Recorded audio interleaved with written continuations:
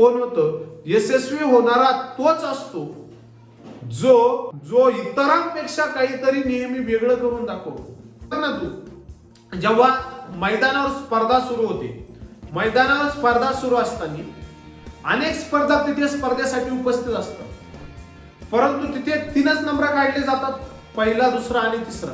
बाकीच्याला फक्त प्रमाणपत्र देऊन वाटी लावलं जातं. म्हणजे पहिला, दुसरा आणि तिसरा हेच का यशस्वी झाले? आपण का नाही? आपण मैदानावर उपस्थित होतो, मैदानावर उपस्थित असताना देखील आपल्याला यश का नाही भेटलं? तर ही गोष्ट काय झाली की त्या लोकांनी, त्या तिघांनी या इतर 50 लोकांपेक्षा काहीतरी वेगळं त्यांनी करून दाखवलं, म्हणून ते यशस्वी झाले असते. 668 जागा आहे ना, त्यापैकी एक माझी. 9 लाख फॉर्म येऊ दे, नाही तर 10 लाख येऊ दे, एक जागा माझी राहील.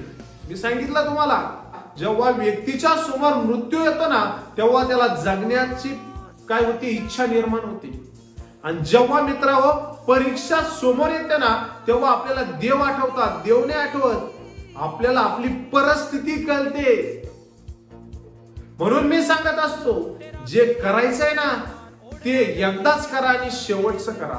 आता आपण बेरोजगारी शिकवतोय ना, हे बेरोजगारीचं चॅप्टर मास्तरनं शिकवलंय. आपण एकदाच अभ्यासायचं आणि शेवट अभ्यासायचं. असं जगायचं की आज जगताना असं जगायचं की आज जगणं म्हणजे आपलं हे शेवटचं जगणं असू शकतं. आणि पेपरला जाताना असं ठरवायचं, हा देणारा पेपर मी माझा शेवटचा पेपर असेल आणि यामध्येच मी काय होणार आहे? यशस्वी तिथे होणार आहेत. ही जिद्द चिकाटी तुझ्यामध्ये ठेव. तू 100% यशस्वी झाल्याशिवाय राहणार नाही.